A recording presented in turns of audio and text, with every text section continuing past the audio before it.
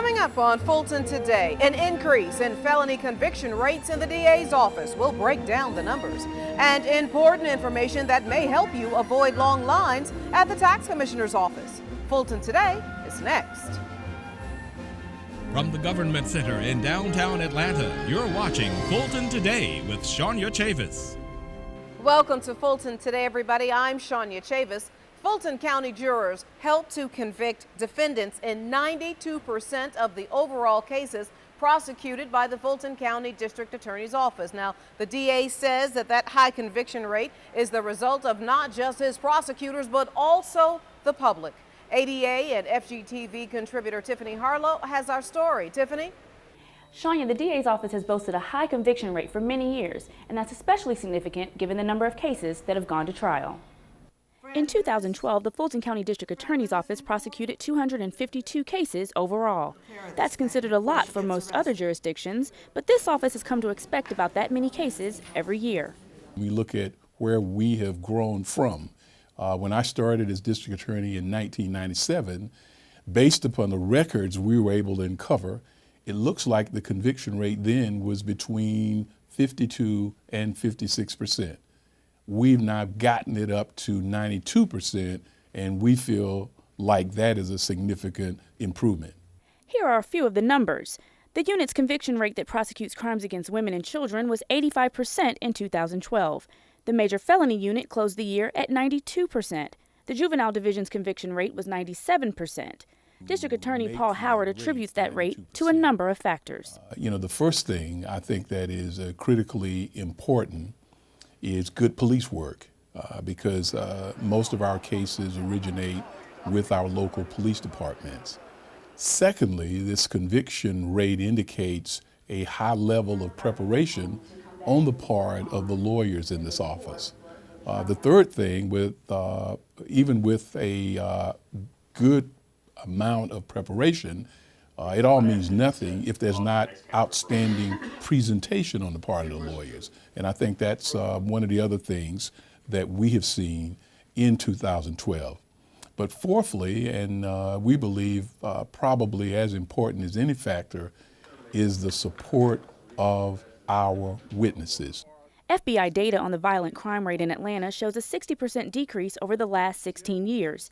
While Georgia lawmakers are considering easing mandatory minimum sentencing laws with House Bill 349, DA Howard believes the strict sentencing rules are behind the drop in the violent crime rate. He says the 2012 conviction rates are a vast improvement from when he took office 15 years ago. He cites the stability of trial court attorneys and community involvement.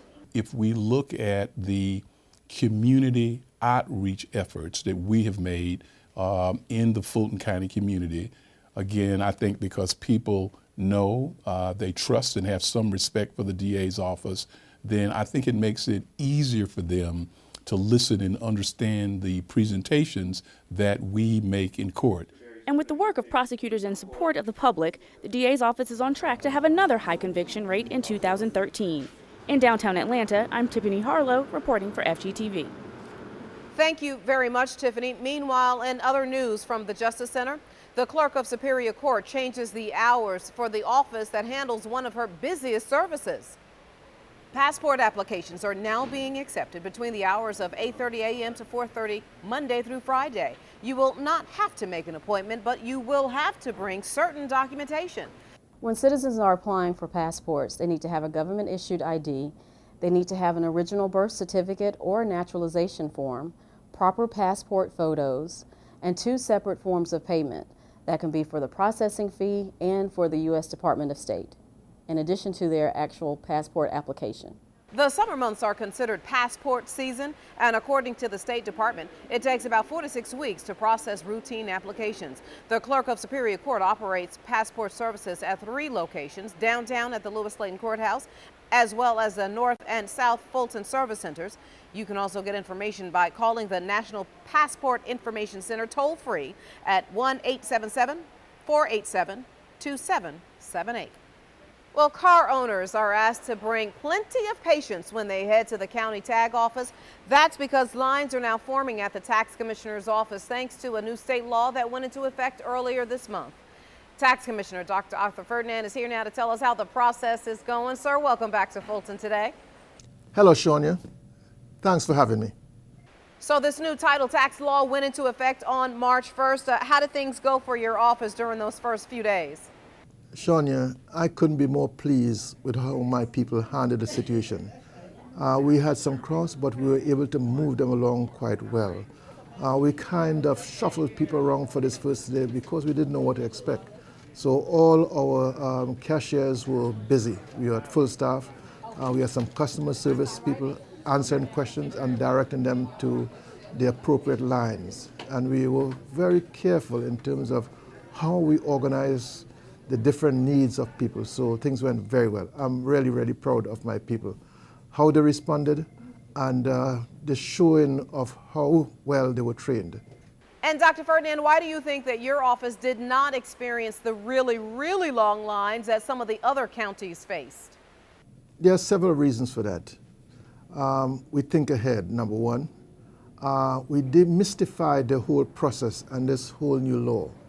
And we made sure that people understood that there were options available to them for opting in. They can do it by fax, they could do it by email, and they could also wait, and this was important, you could wait until your birthday tax time was due, and then you could opt in. And you also had until December 31st of 2013 to get it done. You didn't have to come on the first day or first week. You could wait until your renewal time to do it.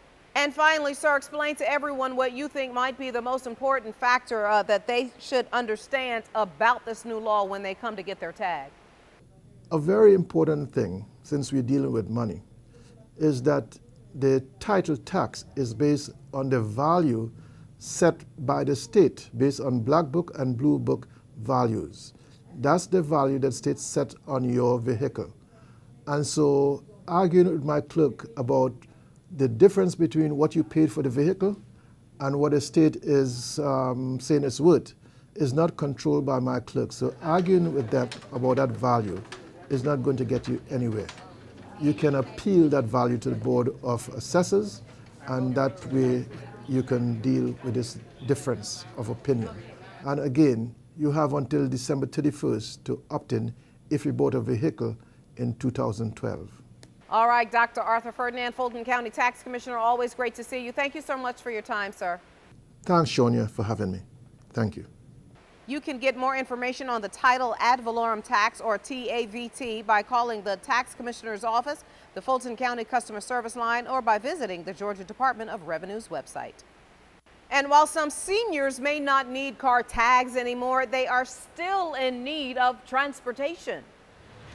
Door-to-door transportation service is still available for eligible residents for trips to the doctor's office and grocery store. It's all a part of a program called TREP, and is part of the East Point Naturally Occurring Retirement Community. People over 60 years old who are unable to drive or use MARTA can purchase a $100 voucher book for the service. This program is important because seniors want to travel, have some freedom of choice. Get out the house and move around the community. A lot of the transportation programs that we have doesn't allow them the freedom of choice to leave outside of certain catchment areas, and sometimes seniors can't drive on the expressway. Sometimes seniors can't drive at all or have to give up their keys. So this program allows them some freedom of choice. They pick their drivers and they're able to get out the house.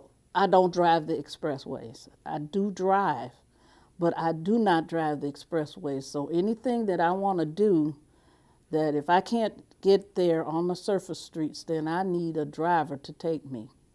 And my car doesn't insure just anybody, so this trip is truly beneficial to me. Seniors must live in the South Fulton city of East Point to take advantage of the program. Program Coordinator Leslie Bridges can give more details. To learn about other senior transportation options in the county, call the Star Line. And congratulations go out to the county's interim director of water resources. The Georgia Engineering Alliance has named Kuhn Suwanarpa Engineer of the Year. in their government category. Coon, as her colleagues call her, has been with the Fulton Water Resources Department for 14 years. In that time, she has overseen 2 huge projects, the expansion of the Camp Creek Water Reclamation Facility in South Fulton, and was instrumental in the design and building of the Johns Creek Environmental Campus in North Fulton. During Coon's tenure, Fulton County has carefully managed its water sewer services, and the result has produced the lowest combined water sewer rates in the metro area. Congratulations to Coon and the Water Resources team on a job well done. And still to come, young people learn the importance of international education and cooperation. We'll explain in our district by district coverage next.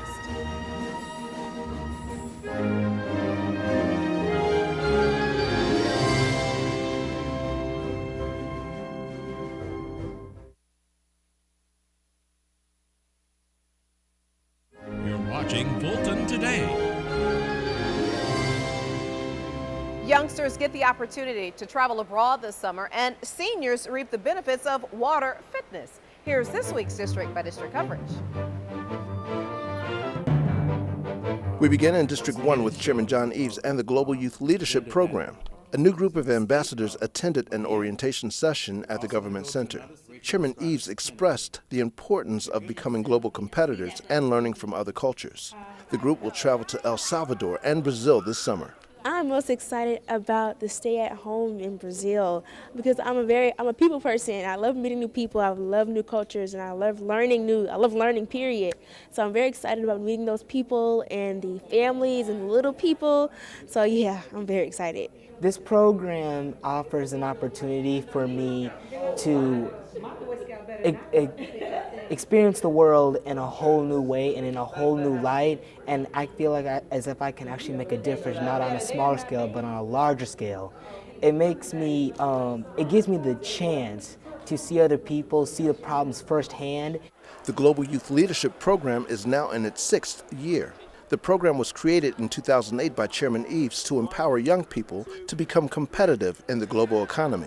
In District 4, seniors get fit by participating in water aerobics. Exercises like kicking your legs and lifting foam weights are helpful for people who suffer from arthritis. A Yahoo Sports article states that water aerobics is for people of all fitness levels, including professional athletes, because of its cardiovascular and strength training benefits. We get in the water and we do exercises that loosen up the joints, strengthen muscle, and this is all without any stress on the joints. So people with knee surgery, hip surgery benefit from it. Participants of the Dorothy C. Benson Senior Multipurpose Facility's water aerobics class enjoy it and would recommend it to others. One senior said her goal is to stay limber and to not have any aches and pains and to keep my balance. It's very good for balance, and I just want to feel good and try to lose some weight, and all these things help me. The Benson Senior Center offers suspended and weightless water aerobics classes every Tuesday and Thursday. For more information, call 404-613-4900. In District 5, Vice Chair Emma I. Darnell leads the charge in drafting a resolution observing the Voting Rights Act of 1965. The legislation was signed into law by former President Lyndon B. Johnson to establish voting rights laws. The Voting Rights Act of 1965 restricts states and their political subdivisions from imposing voting restrictions on U.S. citizens. I firmly believe that there are very few rights we enjoy as American citizens more important than the right to vote. Had it not been for Bloody Sunday at Selma, there would not have been a sunny Monday in Washington, D.C. in November of 2012 when President Barack Obama was sworn in. In March of 1965, more than 600 protesters staged a voting rights march from Selma to Montgomery, Alabama. That protest sparked the infamous attack by Alabama state troopers. A second march took place shortly thereafter on Edmund Pettus Bridge. This incident, known as Bloody Sunday, caused the former president to sign the Voting Rights Act of 1965. The Fulton County Board of Commissioners passed the resolution in a board meeting earlier this month. In District 6, Commissioner Joan Garner participates in the panel discussion at the Helene S. Mills Multipurpose Facility about the rise of Atlanta's historical black communities in the 1920s. The building of the Old Fourth Ward and the Buttermilk Bottom communities were highlighted during the event. Panelists spoke about the role of the black church, the effect of art and culture, and the growth of black businesses. So they got a valuable education today about, what transpired here and the making of Auburn Avenue, which was deemed one of the richest and wealthiest street in America. We see the changing structure. It's almost like the changing of the guard. According to the website sweetauburn.us, Auburn Avenue was the location for the most financial institutions, professionals, educators, and entertainers than any other African American street in the South. And finally, in District 7, South Fulton state representatives joined Commissioner William Bill Edwards in College Park for a Democratic delegation meeting last month. State Representatives LaDawn Blackett-Jones, Donzella James, and Roger Bruce spoke to the community about pending legislation at the Georgia General Assembly and what they can do to help. Well, one of the great things about this particular meeting is they gave a strategic plan, and they told the people exactly what their charges were. At the informational meeting, packets were handed out that included information about the bills and their impact. As simple as 1, 2, 3, get informed, get engaged, and follow up. Understand what the bills are about by coming out to community meetings and reading up on them, contacting all of the representatives from around the state, people in their churches and their communities to inform them about what's going on, and then follow up and make sure that the representatives that they have elected are telling them about what is going on with the bills. To find out the latest on House bills relating to Fulton County, go to www.legisga.gov. With this week's District by District coverage, I'm Darrell Peak. Thank you very much. And when we come back, what's up with the hype with the Mediterranean diet? It's a part of our Common Ground report next.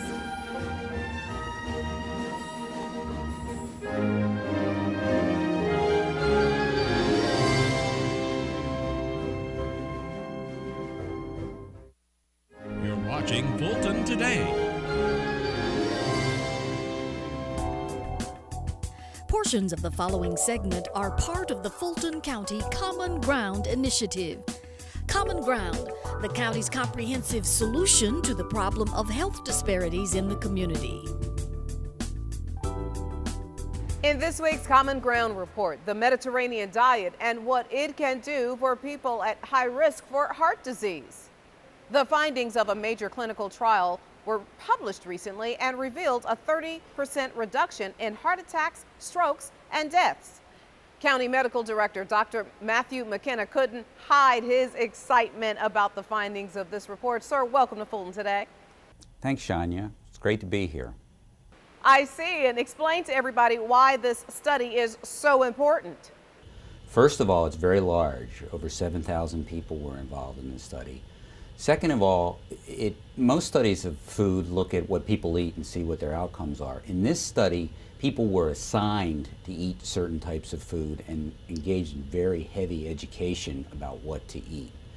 And most importantly, what it showed is that eating what's called a Mediterranean diet resulted in decreases in heart attacks and strokes at rates we usually see with treating hypertension or using other sorts of medications. So this is a very important study from that perspective. And what do we mean when we say a Mediterranean diet? Well, a Mediterranean diet is the type of diet people that live around the Mediterranean Sea usually eat. People from Greece, Italy, North Africa.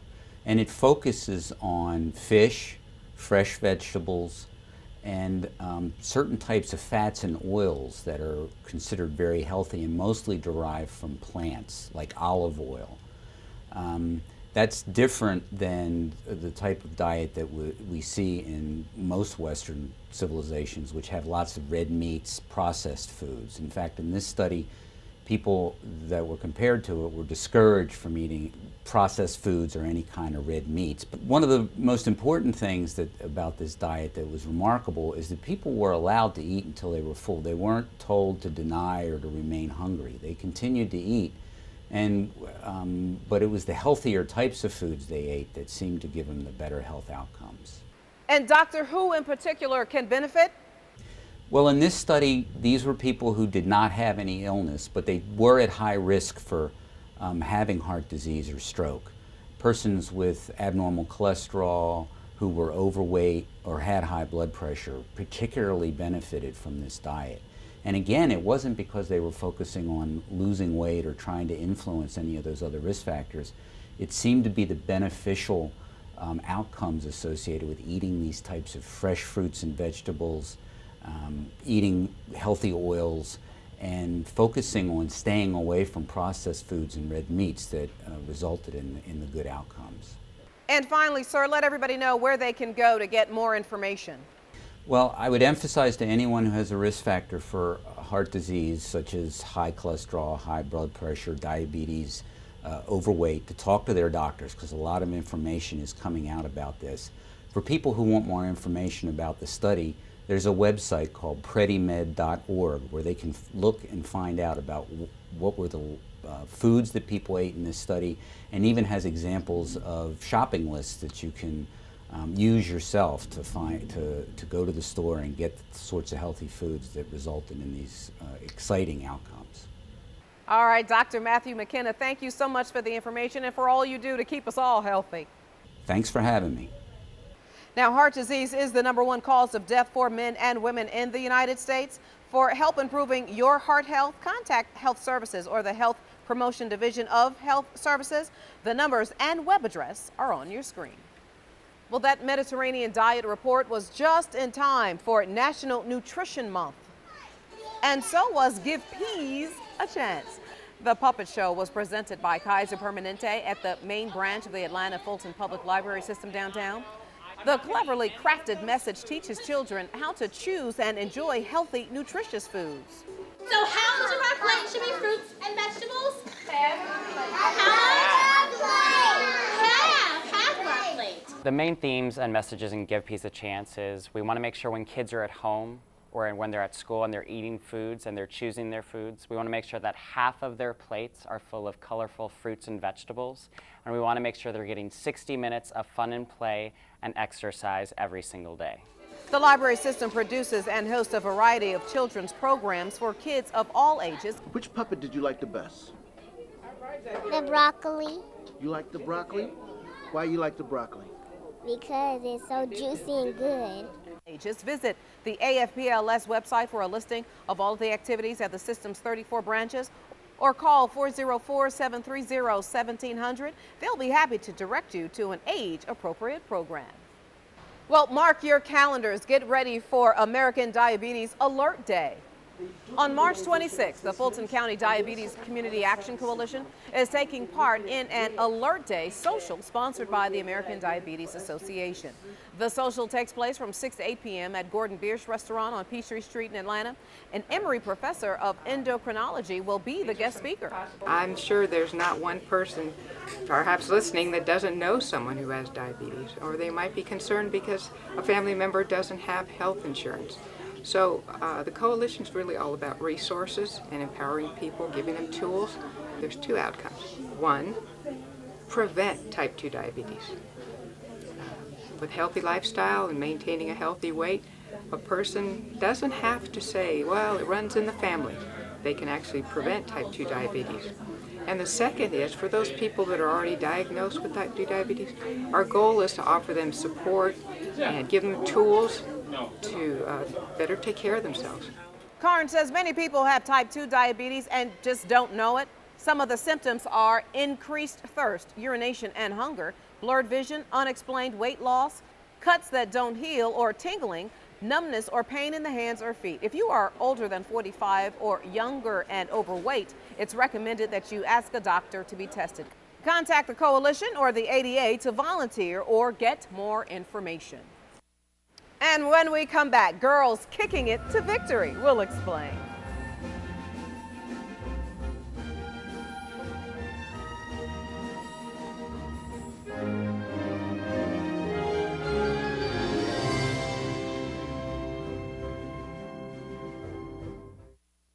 You're watching Fulton Today. Well, meet the man behind this year's big read. Ernest Gaines talked to fans about his book, A Lesson Before Dying, during a virtual meeting. We're just delighted to have the opportunity to bring a celebrated author like Mr. Gaines to our community, have the ability for young people to actually have a discussion like that, of that depth, with an author of his fame. Participants learned that a young person was the inspiration behind Gaines' book. The main character in the book was on death row for a crime he did not commit. Similar to the book, a 16-year-old African-American boy faced the electric chair twice for killing a pharmacist. And I thought it was interesting, and I thought it was pretty fun to see him, and the technology that we used was pretty modern. Fans lined up to ask Gaines more questions about his book. The last big read event is Saturday, March 30th. And finally, from the east to the west, this group of girls has proven that they are the best. From the east to the west, we are the best. Go Southside Grace!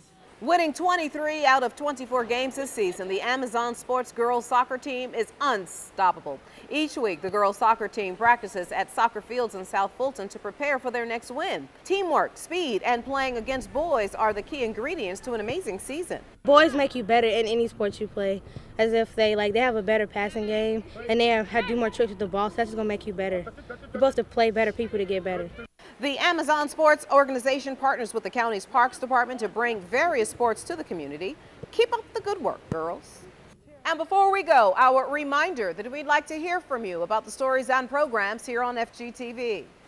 Go to our website to take a survey or email or call us. The number 404-612-8317. The email address is fgtv.feedback@fultoncountyga.gov. You can also follow us on twitter.com/FGTV, friend us on Facebook, and watch us on YouTube. Well, that does it for this edition of Fulton Today. I'm Shania Chavis. Thank you for joining us. Join us each week for news around and about Fulton County.